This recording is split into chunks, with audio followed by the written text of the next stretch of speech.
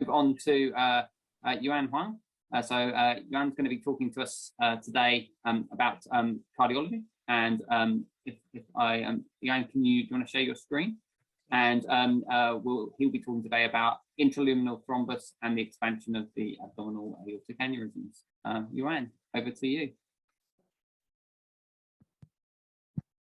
Thank you, John, for the introduction. So for today's talk, I'd like to discuss about intraluminal thrombus and the expansion of aortic aneurysms. So this is one of my major research topics since joining the first generation of the hub, with both a baseline analysis and a follow-up study. So the abdominal aortic aneurysms, or AAAs, is characterized by a focal dilation of the aorta. The AAAs, in most cases, are asymptomatic, gets larger and larger silently until it finally bursts. So this burst is called a rupture of the AAA. It is associated with an 80% mortality rate. Many patients won't even be able to reach the hospital. Given the high-risk nature and also the asymptomatic behavior, we need to monitor and screen the AAA to certain populations. So in the UK, ultrasound surveillance are given to the screening and surveillance are given to males over 65 years old. Based on the size of AAA, the patient might be put on yearly surveillance or surveillance at every 3 months. If the AAA grows too large or too fast, the patient may also be recommended for elective repair. Besides the ultrasound, we also have other imaging modalities like CT and MR, which could help us with more thorough assessment of the AAA. But in the management, we would like to image the AAAs as often as possible. However, we also know that this may not be very practical. Also, the size alone does not tell us the whole story. There are smaller AAAs which could still rupture, while some larger ones remain stable for the patients throughout the patient's life.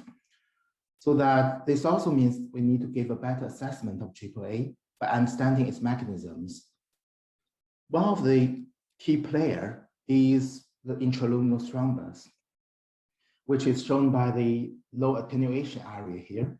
It separates the aortic wall from the hyperintense blood flow. In the literature, the ILT, or intraluminal thrombus, has been shown with both negative and positive contributions. It has a toxic effects as it perturbs the integrity of the aorta. Inflammation and hypoxia are sometimes observed in the regions covered by the ILT.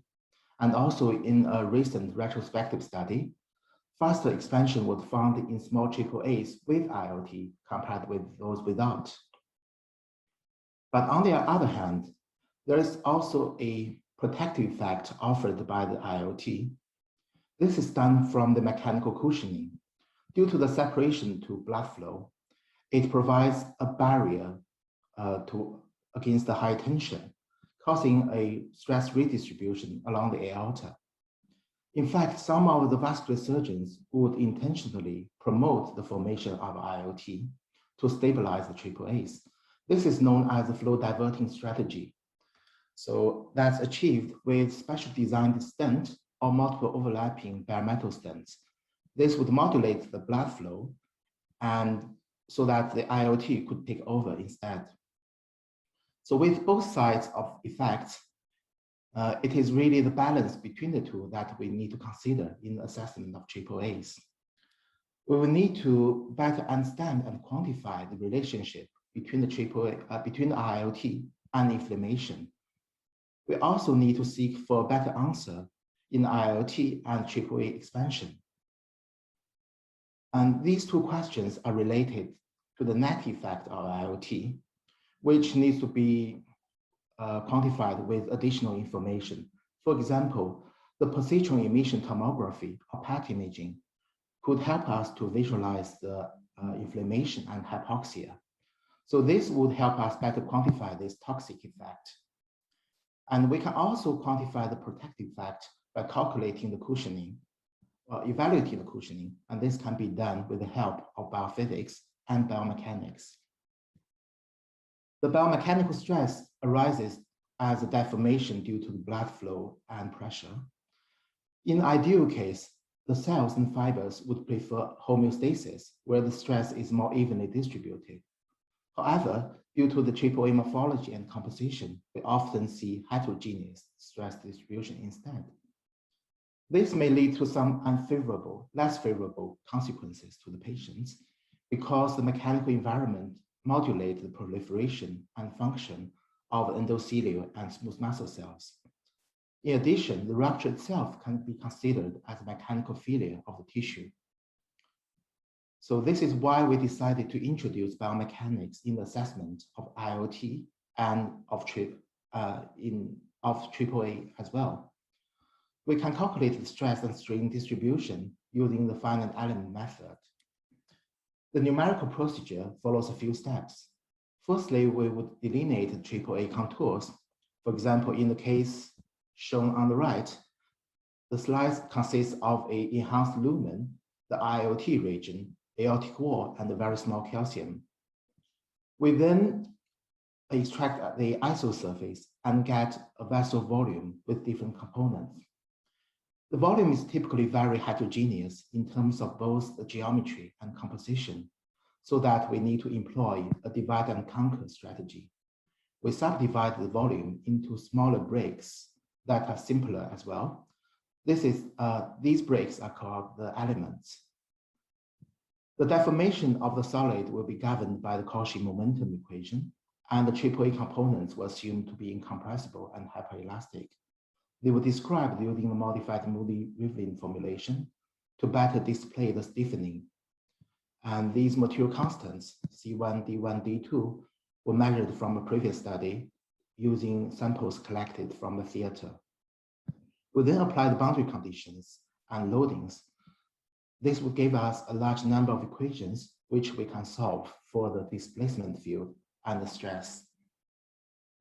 So with all the tools in place, we then started the baseline study, where we had the CTAs to the very left that gives us the morphology information.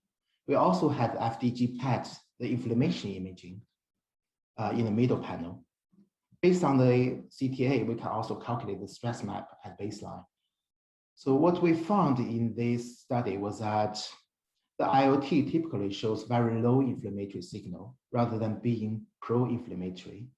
However, we also see that sometimes the inflammation is increased in the regions where the stress is high, in the high stress region that is covered by the IoT.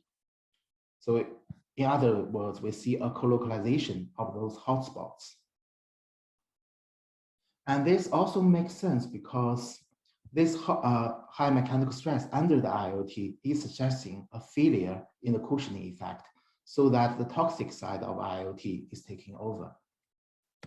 We then moved on to test the hypothesis using LMEs.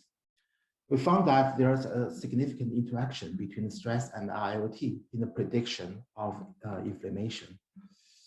So that means that the effect of IoT onto inflammation is dependent on the local stress distribution. If we look at the heat map here, the horizontal axis shows the IoT ratio, while the vertical one shows the local stress values. The color map from cool to warm color shows the local FDG uptake, or in other words, the inflammatory signal. As we can see from the bottom right corner, even if the IoT is considerably high, as long as the stress is kept low, or in other words, the protection mechanism is successful, the inflammatory signal is kept at minimum. So this baseline study was more like a warm-up exercise. It tells us that in order to quantify the protective role, we need to consider both the IoT and mechanical stress. But then we moved down to the more interesting study, which is the main follow-up study. I'm saying it's more interesting because the expansion of AAA is related to both surveillance and repair strategy. As a living structure, the AAA may undergo expansion, as shown in the figures here. A rapid expansion is found to be associated with an increased risk of rupture. So our question here is, whether and when does the IOT lead to accelerated AAA growth. So in this follow-up study, we followed 40 patients with a median of 2.2 years. To begin with, we had 63 patients, so it was a lot more, but not all the patients were found suitable for the follow-up, and some were missing in the CTA scans. Therefore, the number dropped a bit.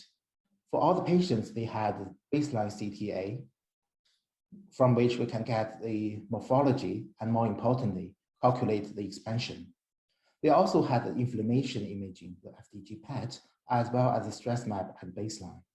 So basically, we're trying to see whether any features in panels A to D can be used to predict the expansion we observe in E and F. So the analysis was done at both the slice and vessel level, but I will be focused on the later due to the consideration of time. The annual growth rate was calculated with consideration of the nonlinear nature. The IOT burden is defined as area of volume ratio between the IOT and the AAA. And we calculate the stress heterogeneity using the coefficient of variation to represent the vessel level stress distribution. In addition to IOT stress and the FDG PET, we also consider the possible confounders, such as the patient demography, the maximum ultrasound diameter, and the baseline volume. To begin with, we did not find IOT as an independent predictor of the expansion rate, either at the slice or the vessel level. Indeed, they were significant. Well, we see a significant association in the univariable analysis, but it vanished after adjusting for baseline size, which is suggesting it's more likely to be a confounding rather than true association. And this does make sense because we don't really expect to see a lot of IOT unless the AAA is considerably large. We then move down to test the main hypothesis that it is the balance between the toxic and protective roles that determines the stability of the AAA. So the net effect composes of both toxic and protective effects. The toxic effects can be quantified using FDG PET imaging, while the protective part can be calculated with the biomechanics. What we found again was that a positive correlation, a positive interaction between the IOT ratio and the stress heterogeneity, and this remained robust after adjustment. In other words, the increased IOT is only related to faster expansion if the stress is very heterogeneous, which indicates the failure in the cushioning or remodeling. So the interaction can be visualized with the following plot. So here, the blue data point shows the main effect of IOT onto the AAA expansion. By increasing from 0 to its maximum value, we did not see the effect is pretty much close to 0. However, when we plot the conditional effects, we start to see some real growth if the stress heterogeneity is high. This can be also shown by plotting the adjusted response, where we only see a steep and positive correlation between IOT and expansion if the stress is very heterogeneous. And perhaps this can be better illustrated with the scatter plots. When we look at all the 40 AAAs, we do not observe a very clear trend.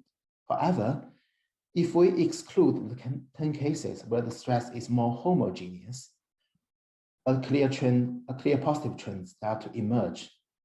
And this trend persists if we move to the top 20 AAAs ranked by stress heterogeneity. However, if we look at the remaining 20, where the stress is more homogeneous, or in other words, the protection is more successful, we do not see a clear trend at all. This is again telling us that the IOT only predicts fast expansion when the mechanical remodeling is ineffective.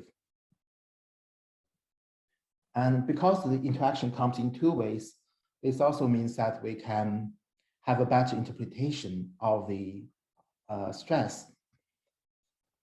However, due to the time limitation, I think I've just skipped this part and jump to the inflammation imaging directly. So as mentioned before, we can quantify the toxic effects with the help of inflammation imaging. So here, the inflammatory signal is measured by the tissue to background ratio, or TBRs in short.